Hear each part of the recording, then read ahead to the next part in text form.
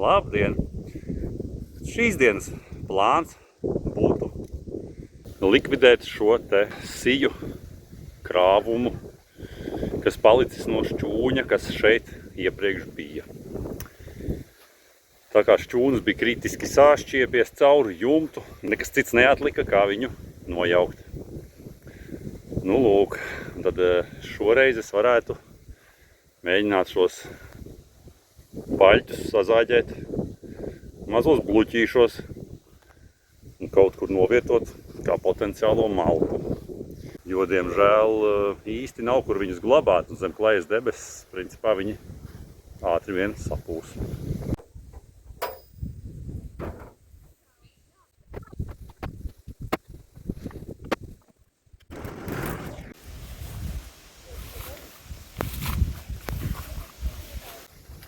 Man arī nav īsti miljoniem variantu, kur glabāt tos bluķīšus, baļķīšus un malciņu, tāpēc doma ir novietot to malku, bluķus blakus kaimiņos pašam muravējam zem liepas. Kāpēc gan ne? Normāla vieta. Fiksi notrimerēšu to vietu, kaut ko jau sākšu krāmēt. Iepriekš komentārā man bija ieteikts vairāk padomāt par darba drošību, tāpēc es šoreiz trimerējot izmantošu.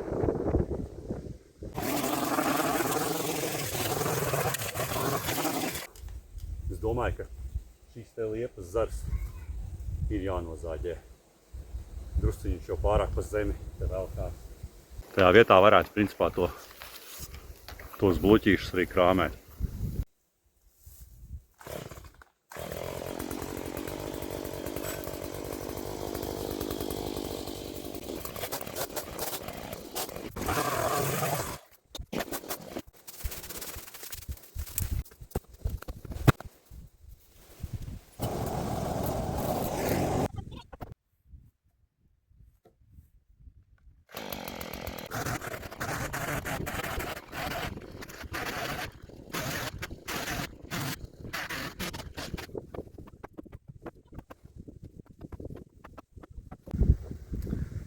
Galvenais atcerēties nepārcensties ar to muravēju piekrāmēšanu, jo kamēr krāmēju atcerējos vienu gadījumu. Kaut kad pirms kaut kādiem 2 gadiem, tad, kad mums izraka to dīķi, tur viņam blakus bija tas smilšu mālu kalns. Mēs ar Arturu izdomājām, ka var taču paši to kalnu izlīdzināt, tā teikt, pa teritoriju. Bet, tad, kad to dīķi raka, tad tur, kur mēs plānojām izlīdzināt to zemi, izrakt to, tur stāvēja klēts. Klēts bija kritiski sapuvusi. Tur viss caurs jumts, visi baļķi cauri, viss slikts, viss beigts. Nu jā, lūk, un tad mēs to klēti nojaucām, atradās tā vieta, kur to zemi izlīdzināt. Jā, un sākām mēs ar muravēju, ar lāpstām piekrāmējām piekabi. Piekrāmējām tā, ka tā cītīgi piekrāmējām. Viss jau būtu bijis labi, bet kad nācās bišķi pa lauku malu braukt, tur tā diezgan nelīdzena. Un mēs vienkārši pārlauzām muravējām pusasi. Mēģināšu atrast to seno video un pievienot, kur redzams, cik mēs bijām pielādējuši to muravēju un kā izstījās tā nabaga pusasis pēc tam.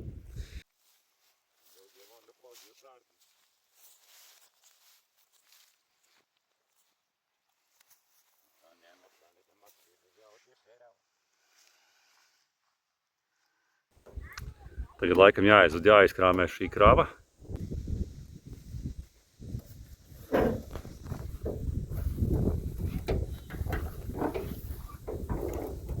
Nu, taisi, dot puslietas lejā. Pagaid neiespēt pirkstiņu.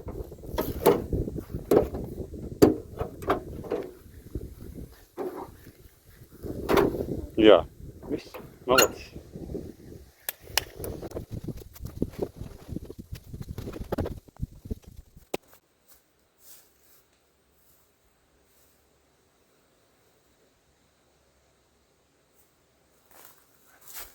Braucam atpakaļ.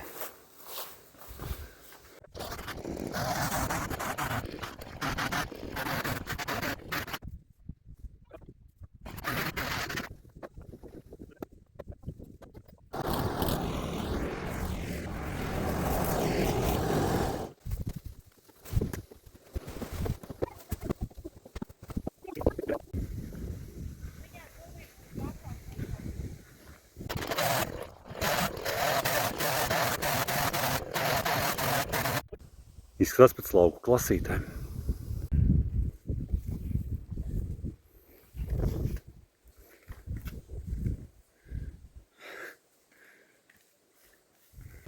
Bišķiņ tukšāks sāk palikt, bet laikam jāaiziet paēst pusdienas.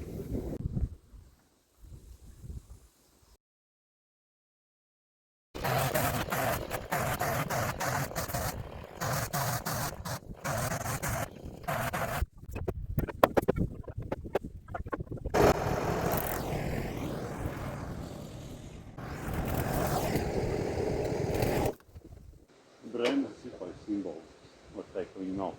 Labi. Viss?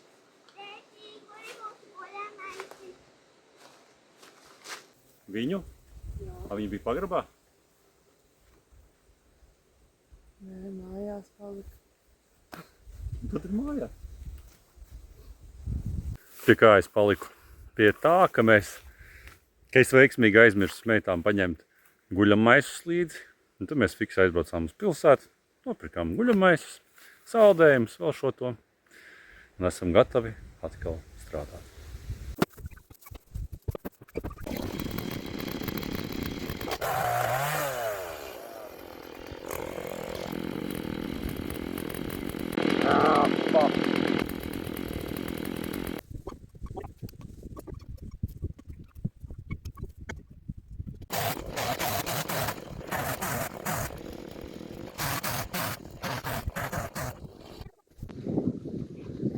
Pati atvērta.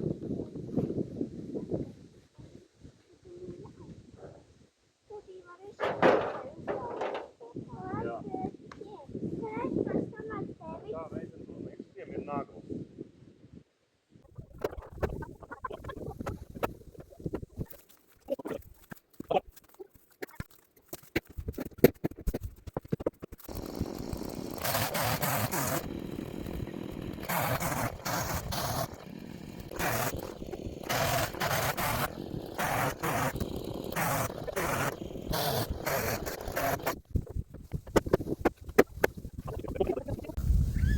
Un izdomāju, ka varētu pastāstīt to muraveju stāstu, kā viņš šeit vispār ir nonācis. Bet, man liekas, šeit ir paigais vējš un tajā telefona mikrofonā briesmīgi skaņa. Aizbraukšu pie Liepas. Tātad īsumā mēģināšu izstāstīt, kā tad šīs muravejs nonāca pie mums laukos. Pirms dažiem gadiem, ejot no sievas vecāku pie Rīgas dārza, tāds dārziņa kā kooperatīvs, kaut kas tam līdzīgs, tur vienam kaimiņam aiz sētas ieraudzīju lūk šo te muraveju. Mēģināšu pielikt bildīti klāt, kāds viņš tur izskatījās. Nu jā. Un kaut kā mēs caur sievas vecvecākiem noskaidrojām īpašnieku telefonu numuru, sazvanījām. Arturs sazvanīja. Un viņš bija interesēts pārdot viņu par nelielām naudām, tie bija 50 eiro. Bet manā skatījumā tas bija pieņemami. Priekš tāds bāzīts, viņam nebija motors, nebija ātrumkārba. Ar Arturu kopā aizstūmām no tā dārza līdz sievas tēva garāžai. Diemžēl video nav saglabājušies no tā laika perioda, jo man vienkārši telefons kaut ko izbeidz eksistenci pats no sevis un viss izdist. Bet nu jā, nāksies ticēt uz vārda. Pāris dienas nostāvēja garāžā šis te brīnums. Un tad mēs ar vecāko māsu Agnesi izlēmām vest muraveju uz laukiem. Iznomājām piekabi, depo. Kaut kāda bilde ir saglabājusies, kaut kur pielikšu. Jā, tas arī bija ļoti interesanti, kā mēs viņu iemocījām iekšā pie tās garāžas divatā. Jo, lai arī viņš bija bez motora, tomēr te piekabē tas augstums diezgan ievērojams, kamēr mēs viņu tur iemocījām. Bija jautri diezgan. Arī pats brauciens bija diezgan jautrs, jo man liekas, ka tā bija iespējams pirmā reize, kad es braucu ar piekabi. Jā. Lūk. Tad mēs atvedām viņu uz laukiem. Te vēl bišķiņi citāk viss izskatījās. Tur sākumā bija tas lielais šķūnis. Īsumā pielikšu kaut kādas bildes video. no tās atrašanas, tas gan kaut kas ir saglabājies.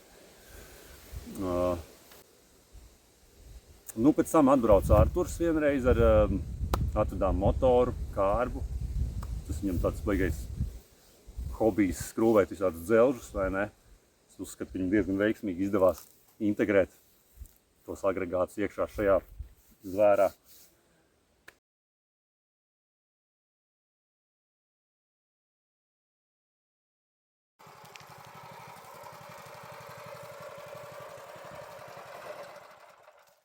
Jā, čalis ar zelta rokām. Lūk, un, principā, tā muravejs nokļuva šeit. Jā.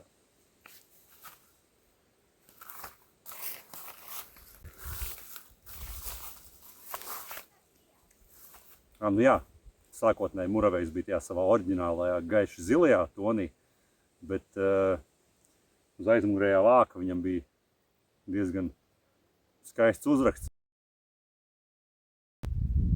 Muravejs tika pārkrāsots šajā burvīgajā, izteiksmīgi zilajā tonī. Tūlīt šī ērts izbaudīs visus elles lokus, tā teikt. Šobrīd viņa peld spainī. Jā.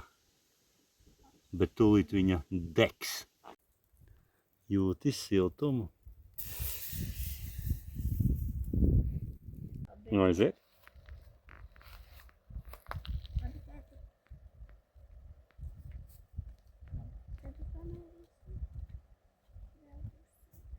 Jee! Tu vari atgriezties. Pagaisim. Ui. Jee!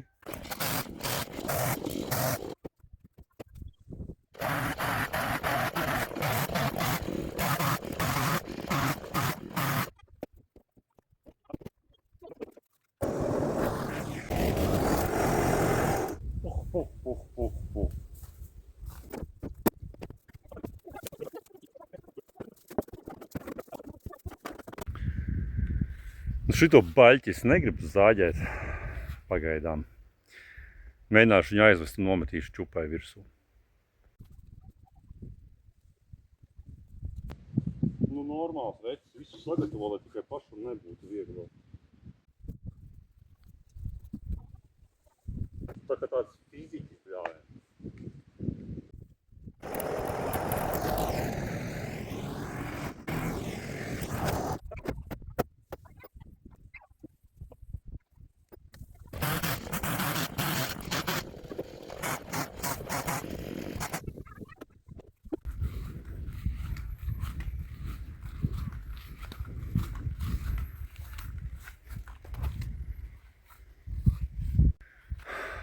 Nu, šis mazais darbiņš ir pabeigts.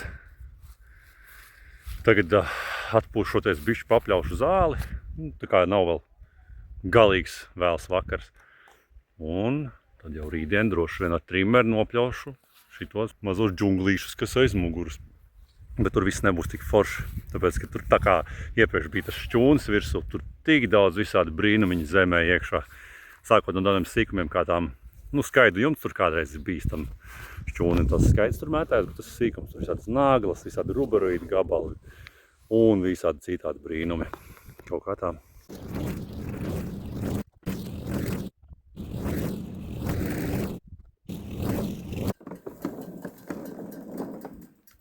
Es teiktu, ka benzīns beidzās.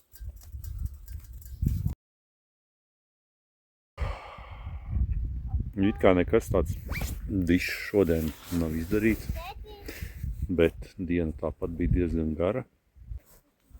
Jā, tie baļķi man kretinēja vienkārši, man bija apriepies, ka viņi tur mētājās.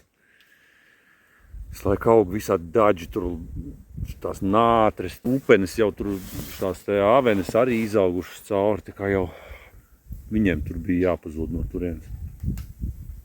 Nu, rīt jāiztīra tas tie atlikušie labumi,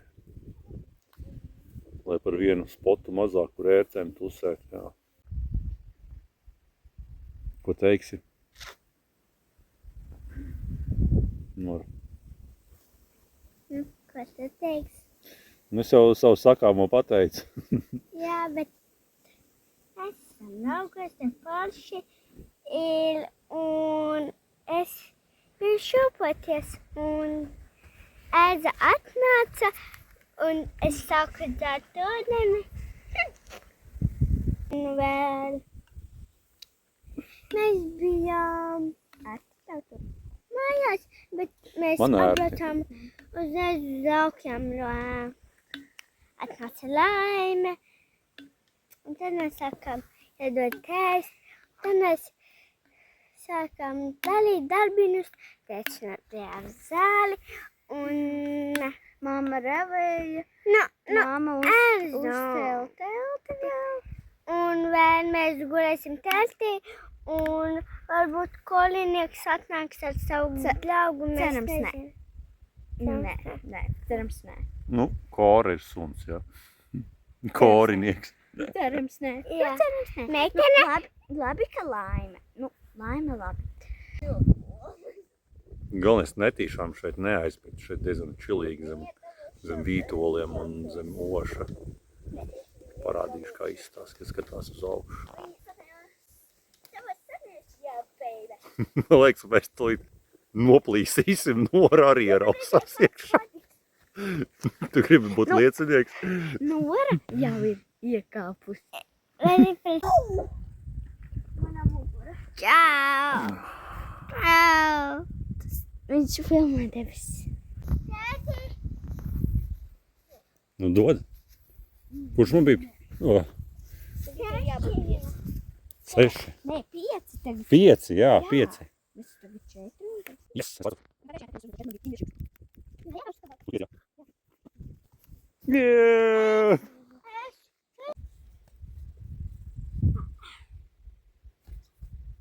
Ui! Tikai uz pustairs. Kā tu tur darīji? Šitā. Šitā rokas. Pagaidi. Tev parādīt. Nu, es negribu, tu uzsist virsū. Tā. Šitā. Nu te šitā. Rokā tu esi. Viņa ierūcās. Gana būs izķiķinājies. Taču tad sarkanais iesmējās vēl spalgāk nekā jau kad iepriekš. Un ar savu skaļo kvī, kvī, kvī, kvī, tas metās uz priekšu